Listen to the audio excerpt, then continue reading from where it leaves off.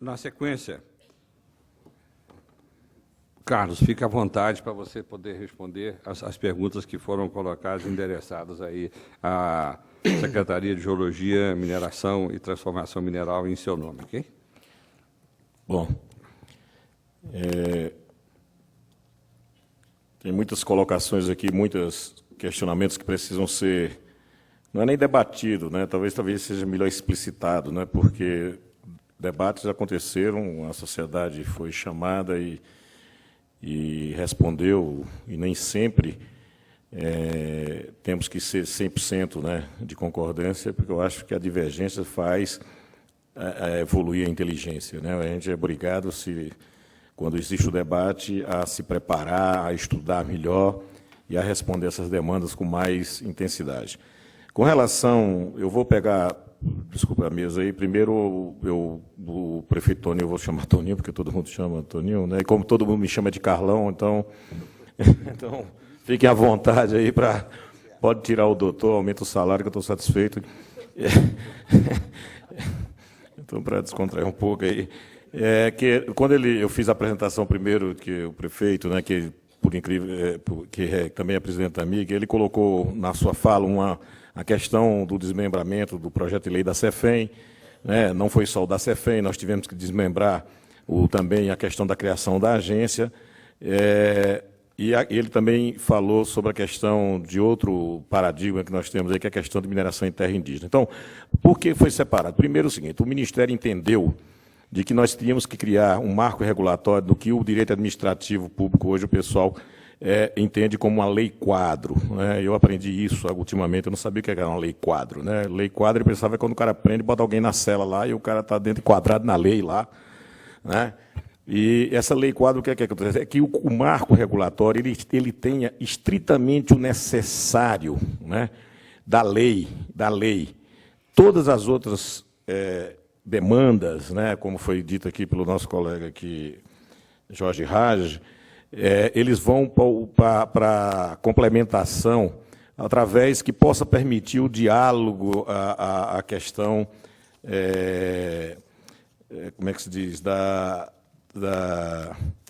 dos conflitos, do distensionamento desses conflitos. Então, o que a gente entendeu que é passível de complicadores, ele vai para a regulamentação. Então, dentro da lei, inclusive para evitar que no Congresso Nacional, que ninguém, se por acaso, né, eu espero que seja concluído esse ano ainda, mas se por acaso passar para o próximo, nós não sabemos como é que é a conformatação, talvez até já indo no que a jornalista ali, a Marta, colocou.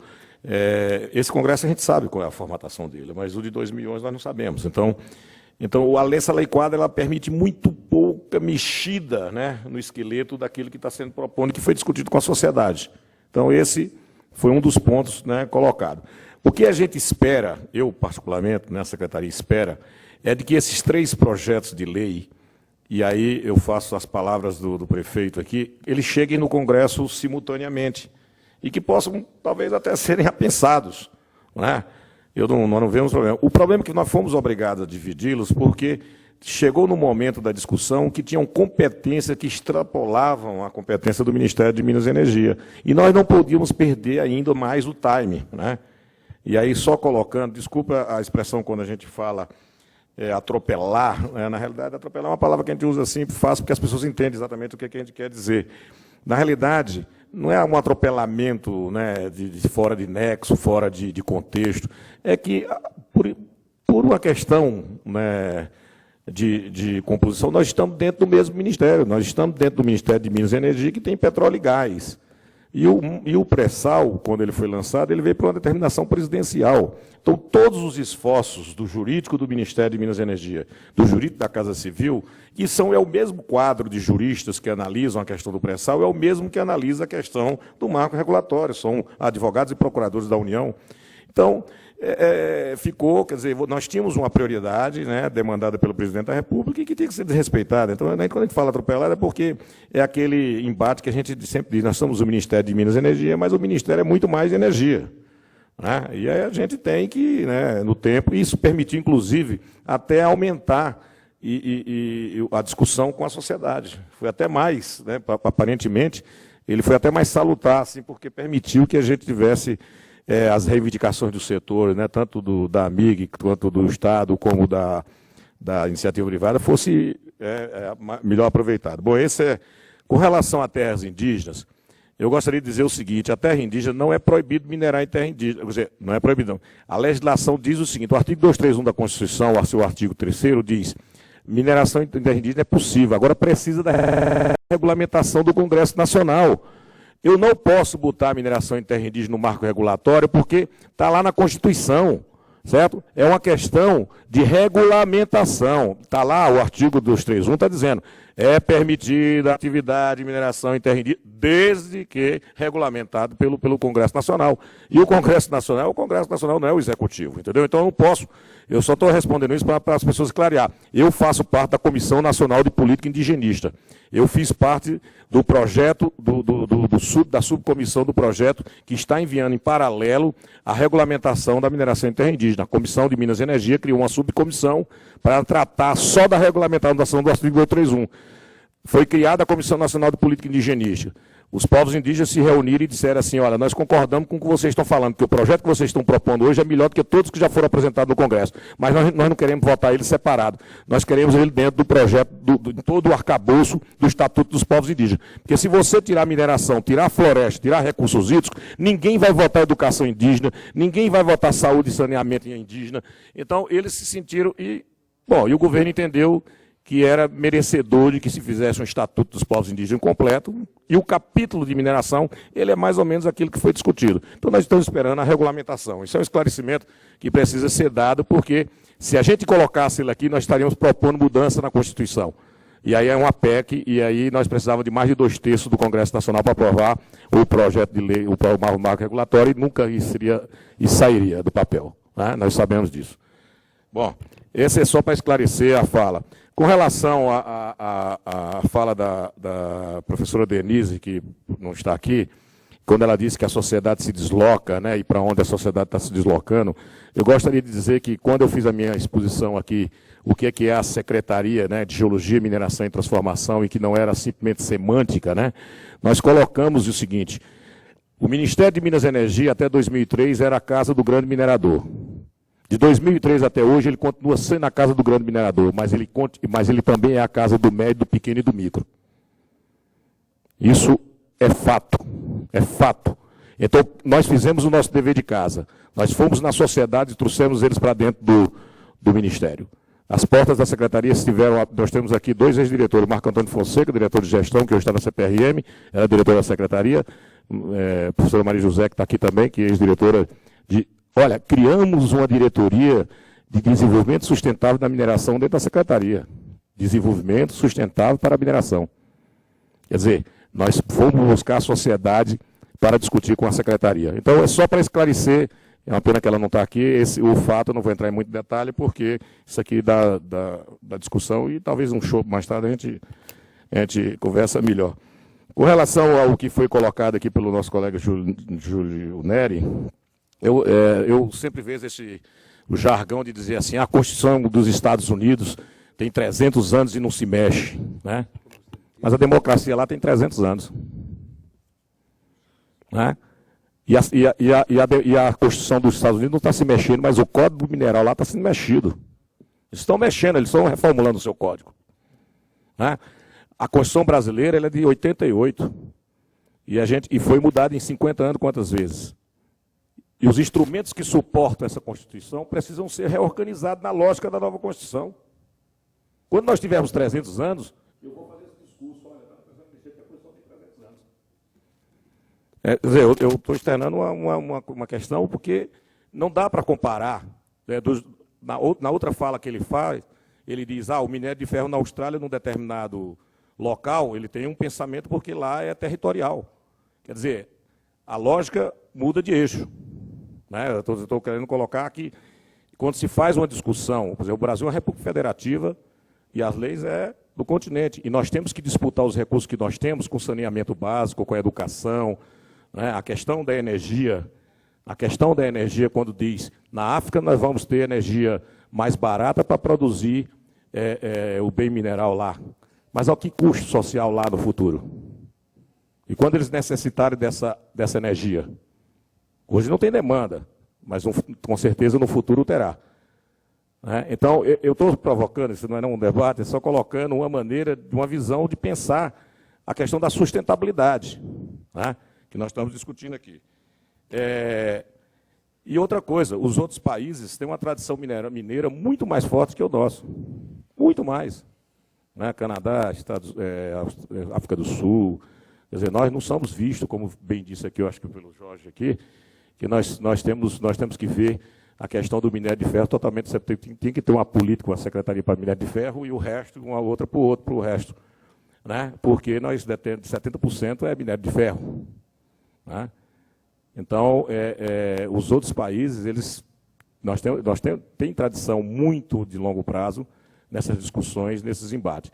Com relação à questão de prazo na mineração, é engraçado que quando da privatização da Vale, né, a discussão era que nós não podíamos fazer fluxo de caixa para mais de 30 anos, porque não se sabe, né, economicamente o que se faz a partir de 30 anos. Quando se propõe que uma lavra esteja 30 anos e podendo ser renovada por 35 anos, os projetos de mineração são gigantescos, eles ultrapassam esse limite de tempo. Então, a gente precisa, talvez, né, fazer um exercício de discussão assim, mais. Quer dizer, eu não estou dizendo que sou nem a favor nem contra, né? Quer dizer, eu acho que está aí. A Vale é uma empresa nacional e eu me orgulho de ser brasileiro quando falo em nome da Vale no exterior. Eu faço minhas palestras e faço questão de colocar. Temos que defendê-la das outras instituições, porque, na realidade, os bens minerais são nossos, né? E ele tem feito isso com sucesso, né, muito forte. Né? Então, não estou fazendo nenhum discurso aqui anti, né? Quer dizer, na realidade, eu estou só colocando como as discussões acontecem, que foi perguntado o porquê que não anda, desanda, nem anda, né? E talvez o Toninho tenha dito bem aqui, né, que o pessoal fica sempre na retórica, numa discussão que parece que ninguém quer chegar a lugar nenhum. E isso não é o que a Secretaria nem o Ministério tem proposto. Não é justo para um país que se pretende, eu disse aqui, ser o primeiro mundo. Em 1992, quando o Parque Siderúrgico Brasileiro foi privatizado, eu concordo exatamente, os números são os mesmos, nós tínhamos um parque siderúrgico com capacidade instalada de 33 milhões de toneladas. Não produzimos isso tudo, mas tinha um parque instalado com produção essencialmente de bobinas. Né? Essencialmente de bobinas. A produção de ferro, nessa mesma época no Brasil, era de 70 milhões de toneladas de ferro. Hoje, o Brasil produz em torno de 400 milhões de toneladas de minério de ferro e a produção de aço do Brasil continua 35 milhões de toneladas. Tem alguma coisa errada. Nós não estamos querendo aqui dizer que temos que pelotizar, que transformar em aço 400 milhões de toneladas, porque não tem lógica, isso não é caber, não temos energia, não temos logística, temos que aprender muito. Mas não podemos usar o argumento de que o consumo interno não suporta um crescimento, e foi dito pela Maria Amélia, como é que a China fez isso? Trancando, taxando as exportações. Quer dizer, não dá, a curva, ela não poderia ser tão, não estou dizendo que ela continuasse paralela, mas não tão, quer dizer, de maneira crescente em uma e estável em outra. Quer dizer, nós precisamos, e foi mostrado por um quadro aqui na apresentação dela, a relação de emprego que gera cada produto agregado. Não só para minério de ferro, como para minério de alumínio e para qualquer outro bem mineral. Com relação à CEFEM aqui, me permita só um questionamento que a Maria Amélia talvez tenha esquecido, é que um dos problemas maiores que nós temos do decreto da CEFEM é que quem estipulou e em que base estipularam esses números. Por que de 0 a 3? Me diga, olha o exemplo, fertilizante, potássio é 3%, fertilizante, potássio é 2%. Aonde se tirou isso? Onde está a matriz que foi feita esses cálculos? Como é que se chegou que o minério de ferro é 2%? Baseado em que dados? E numa época que nós não produzimos quase minério de ferro. Quem disse que ouro, por ser um ativo, é 1%? Por quê? Como é que foi estipulado? Esse é um dos grandes problemas da discussão. Nós não estamos dizendo que vamos aumentar nem baixar. Quer dizer, o prefeito ele me safou aqui de uma fala, porque eu vim preparado para falar sobre marco regulatório, até porque nós não estamos ainda discutindo a CEFEM publicamente, né? E ele mostrou praticamente que nós estamos alinhados, a MIG, com o Ministério, porque o que ele apresentou é praticamente as nossas discussões com os negativos que eles acham, e nós estamos discutindo mais com ele, com os estados, inclusive com o setor privado. Mas não tem, você não tem histórico como esses números surgiram. A gente precisa entender, porque quando você taxa um setor, você tem que entender que matriz é essa, baseada em que cálculo, em que fluxo. Não é? Bom, sendo mais rápido aí, já eu falei... as pessoas, eu assisti aqui no CIMEX-MI em passado, as pessoas colocaram assim, o Brasil, nós gastamos em pesquisa mineral, no ano passado, parece 300 e poucos milhões de dólares. Nós somos o terceiro país na América do Sul. Nós caímos do 5º para o 9º no mundo. Porque não sei o que, a competitividade, se mudar o código mineral, nós vamos perder competitividade. Aí eu fiquei na plateia olhando e pensando, peraí, cá. Você está dizendo que nós saímos de 5º para 9º, saímos de 3º para 9º, com o código atual. Com o atual código. Porque se o código atual é tão excelente como alguns dizem, por que nós não temos atratividade e competitividade? Tem que ser um questionamento para se refletir. Eu estou colocando, não estou dizendo que sei as respostas. Eu estou dizendo que é para refletir. Porque a discussão é que nós estamos perdendo terreno na competitividade da exploração mineral, né, o risco, e o código é o atual.